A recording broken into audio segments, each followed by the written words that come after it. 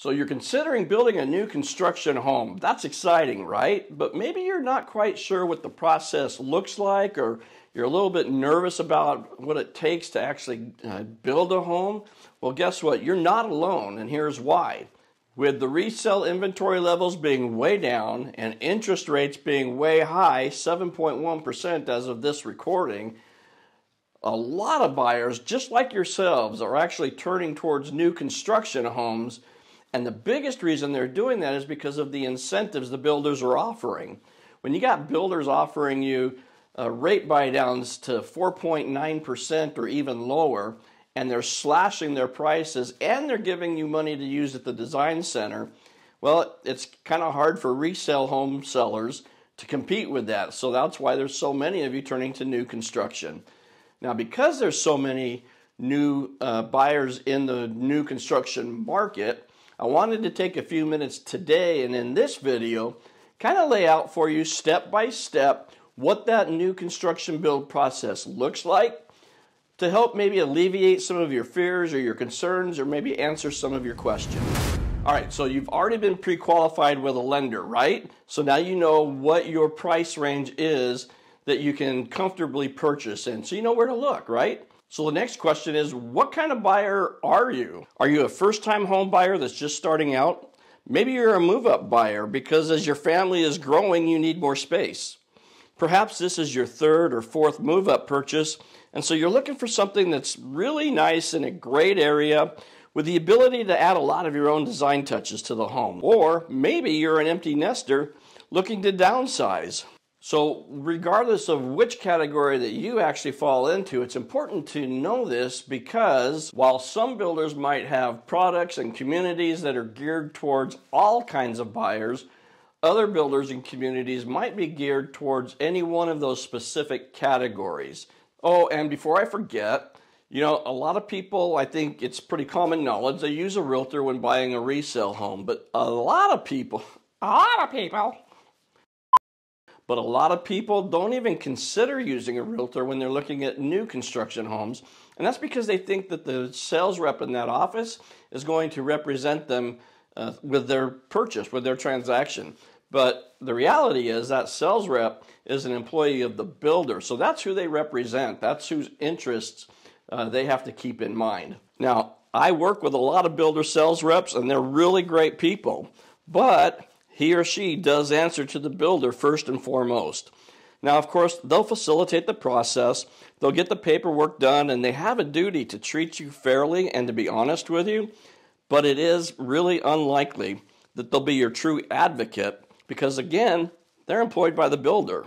And so it's really important that you have your own representation. So if you are working with a realtor, or you think you might be, and you should, keep in mind your agent has to accompany you on your very first visit to any new build community. Otherwise, there's a good chance they're not going to be able to assist you in that transaction. All right, enough of that. Let's get into this.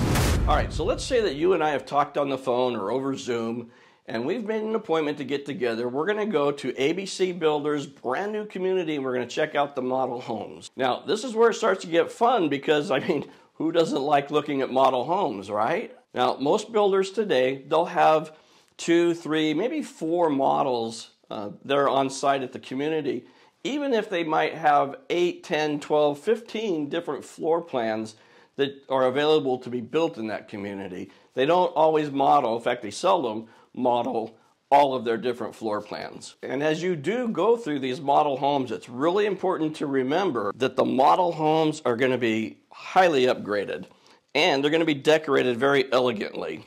So just make sure that you understand what the base included features are, because when you go through that model, all the stuff that you see is not what you're actually going to get if you just go with the base standard features. Now, when my clients have found a floor plan that they like, I like to ask the sales rep if they have a spec home, or maybe one that's under construction that somebody's purchased but it's not finished yet, that we can go walk through and take a look at. That way we get a feel for what the average normal home might look like as opposed to the highly upgraded, unrealistic models. So that's something I like to do with my clients. All right, so you've been out to several different communities, you've decided on a builder, you've decided on a community, and you've picked a floor plan that you really like. So what happens next? Well, it kind of depends. You see, there's two different routes that you could go down from here.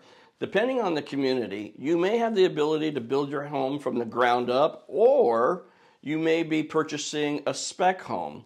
What's a spec home, you ask? Well, that's a great question. Spec homes, quick move-in or QMI homes, inventory homes, they're all the same thing, just different names for the exact same product. And what these are homes where the builder has already predetermined all of the structural and interior options that are going into this home. The lot's been determined, the floor plan's been determined, and in many cases, the home is already under construction. In fact, a lot of builders won't even put them out for sale until they reach a certain point in that construction timeline. Now, because the builder has, in most cases, already pre-selected everything, there's not much of an opportunity for you, the buyer, to make any changes to this spec home.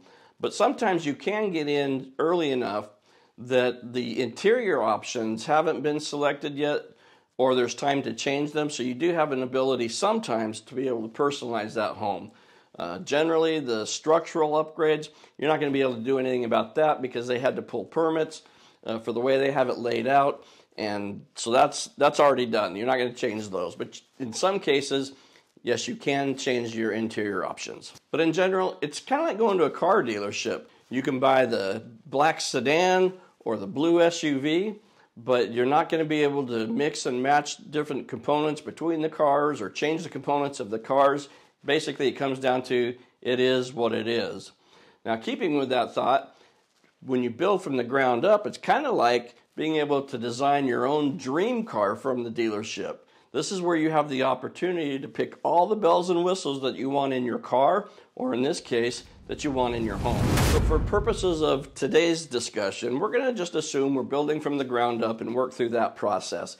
And if there's things that come up that are specific to a inventory home or a spec home, I'll go ahead and point that out as well. So like I mentioned a moment ago, floor plan, builder, community, it's all been selected. So now the next thing you want to do is pick out your lot. And that might not be as easy as maybe it sounds. You see, there might be 300 lots in this particular community, but the builder's not going to release all 300 lots at the same time. Lots are released in a specific order, and builders like to build in a sequence where they might start on one street, they might do both sides of the street, or they'll go up one side and down the other, but they do like to build sequentially, so your lot selections are limited to what has already been released. And in the case of a spec home, well, that home's already under construction, so clearly that lot has already been selected. And there are a couple things to keep in mind here. So most every lot is going to have some sort of a premium attached to it. That's an additional fee for that particular lot. So keep that in mind.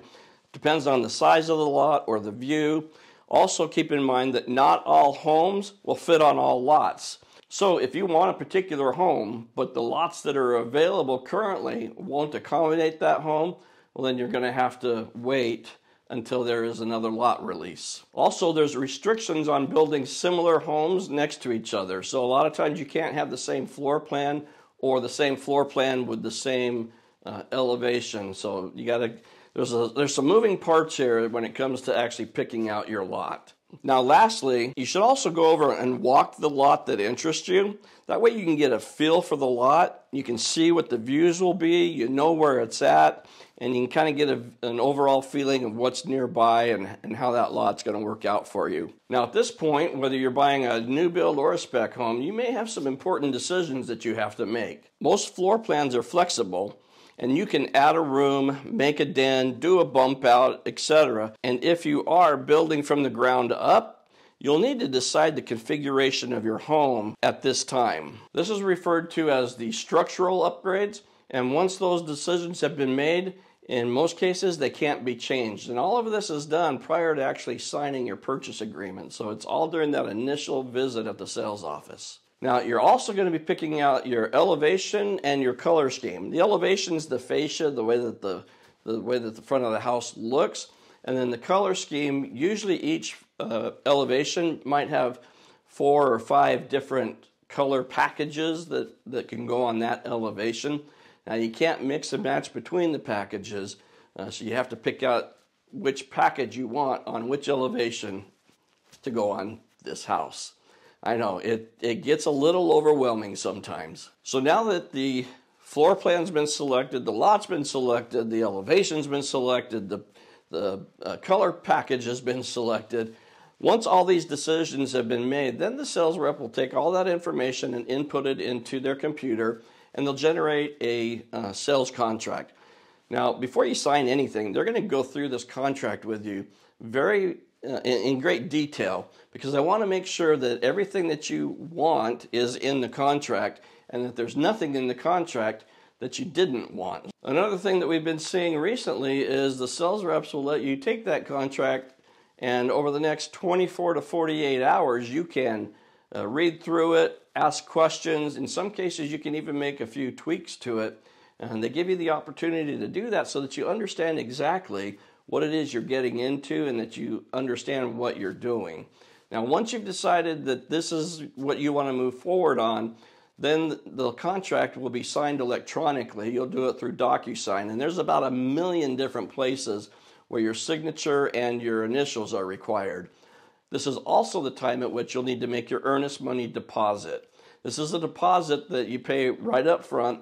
It's not a fee per se, because it does go towards your down payment, but it is money that you need to put up front as a good faith deposit. Now, depending on the builder, depending on the price point of the home, earnest deposits tend to run from about $5,000 up to maybe $25,000 or $30,000. So just be prepared for that going into this, knowing that you got to have that kind of cash to put down. Now, when we do go to the sales offices, one of the first questions I ask is, what is the earnest deposit for this particular community? That way, when it comes time, if you want to move forward on a purchase here, you're not surprised by that dollar amount. All right, so deposits have been made, contracts have been signed. So now let's talk a little bit about build times. You know, during COVID, things went completely haywire. Build times were all over the place. I had one client, it was 22 months, kind of ridiculous. But we are definitely coming back to a much more normal market right now. Build times are typically running around 9 months. Now, over the course of the next 9 months, you're going to have 4 different meetings that you're going to need to attend. Now, if you're building a spec home, some of these meetings won't apply. Sometimes a builder might skip over 1 or 2 of them. But in a general sense, here's what you can expect. Your first meeting will be at the design center. Now, this usually happens 2, 3, maybe 4 weeks after going under contract on your house. At the design center, this is where you'll pick out all of your interior upgrades. Now, most buyers upgrade their flooring, their kitchens, maybe their countertops, but you have the ability to upgrade your light fixtures, your water faucets. You can add low voltage items, then really the list goes on and on. Now, be careful not to go overboard. You don't have to upgrade anything at all, but most buyers are spending 12 to 15%, maybe 18% of the base price of the home on upgrades. So just make sure you calculate that into your budget. All right, so then your next meeting is the pre-construction meeting. And at this meeting, you'll go over the entire construction process. He'll lay out the timelines. He'll confirm that the floor plan that he's planning on building is the one that you're planning on purchasing, and that it's on the proper lot. And this is your opportunity here to ask any questions that you might have. Now, your next meeting comes 3 or 4 months down the road, and this is your frame walk or your pre-drywall walk. And at this meeting, again, with the construction manager, you'll go throughout the house and he'll point out the layout of the home, the outlets and the switches, the water and the gas lines, and you'll be able to see where all these things are, and you'll see what's running through the walls, because once that drywall goes up, you won't know what's back there. And so because of that, I always recommend you take pictures that you can refer back to later if you're going to put shelves on the wall or something, just so you know what's behind that drywall. It's also at this stage that I strongly encourage my clients to have a home inspection done. You want to have it done a couple of days prior to this walk, and here's why. The home inspector is going to go through, and his job is to call out all the warts and all the things that he can find wrong. So you'll take that inspection report, and at the frame walk, you'll be able to present it to the construction manager. And in most cases, they are receptive to this. They probably already have their own list of things that they need to repair or fix, but they'll also incorporate what the home inspection found so that before the walls go up and the insulation goes in, all of these things are taken care of. Now, once that frame walk is complete, this is when you start to see a real flurry of activity. This is when the drywall goes up, the flooring starts to be installed. You might see roof tiles going up on top of the roof, maybe some countertops and cabinetry going in. And once the cabinets are in, this is when the builder can actually give you a pretty accurate idea of what your close of escrow date might be. Now, your fourth meeting, that's going to come about 3 or 4 months after that frame walk, and this happens a week before closing and getting your keys. This is your final walkthrough and your new home orientation. Again, with the construction manager, you'll go through the house. He'll show you all the various components of the home and how to use them. And then you'll also do a detailed inspection of the home, and you'll be able to place blue tape on any repairs or touch-ups that need to be done. Now, the builder has already got his own punch list, but during this walk, we're going to be adding to that. But prior to this walk, I also recommend having a second home inspection done just a few days beforehand. Again, it's the same principle that applies. The home inspector is going to go through the home, he's going to call out all the warts, and then at this final walkthrough, you can then present the findings to the construction manager. Now, the walkthrough occurs about a week before you actually get the keys to the home, and so it's during that week that all of the trades come back in, and all of these touch-ups that are on the punch list, they all get taken care of. At least in a perfect world, that's how it works. And then the final step in this entire process is signing and getting the keys to your home. Now, I understand that here in Arizona, we're probably a little bit different than what most of you are accustomed to. You see, here, signing and closing are actually two separate, distinct occurrences that take place, and they don't happen simultaneously. Now, I know that in a lot of other states, when you sign your loan documents on your closing day, you're also given the keys to your home. But that's not the case here in Arizona, so don't get caught off guard by that. Here, your signing will occur anywhere between 1 and 3 days prior to you actually closing and getting the keys to your home. So, for example, let's say your close date is on a Wednesday. Well, you might very well sign all of your paperwork on the previous Monday. And even though you've already signed everything, the home still is not yours. Because on Wednesday, that's when the loan will fund. That's when all the paperwork goes, wherever it is, the paperwork goes. And the county recorder's office will receive the documents that they need. They'll record a new deed. And once that deed has been recorded, that's when ownership changes from the builder to you. And here in Arizona, that's what we refer to as closing. So once the deed records, that's when you get the keys to your home. Wow, so we covered a lot of ground pretty quickly there. That was a quick overview of the entire new build process. Now, I hope that some of your fears or your anxieties or the questions that you have might have been taken care of during this video. Maybe you feel better about the new build process.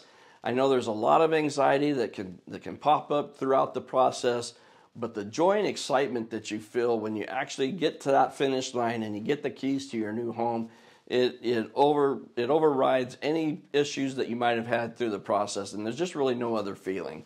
So if you are considering making a move to the Phoenix area or Queen Creek and Santan Valley more particularly, or you're already here and you're thinking about building a new home, then we would absolutely love to help you.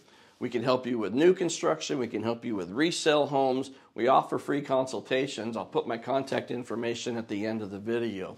Also, to make it even easier for you, there's a link in the video description. Just click on that link and you'll be able to schedule your own private Zoom call with me. Now, if you want to know more about Queen Creek in general, this is the video for you to watch. And this one down here, you have to watch this one if you want to know more about the new build construction process.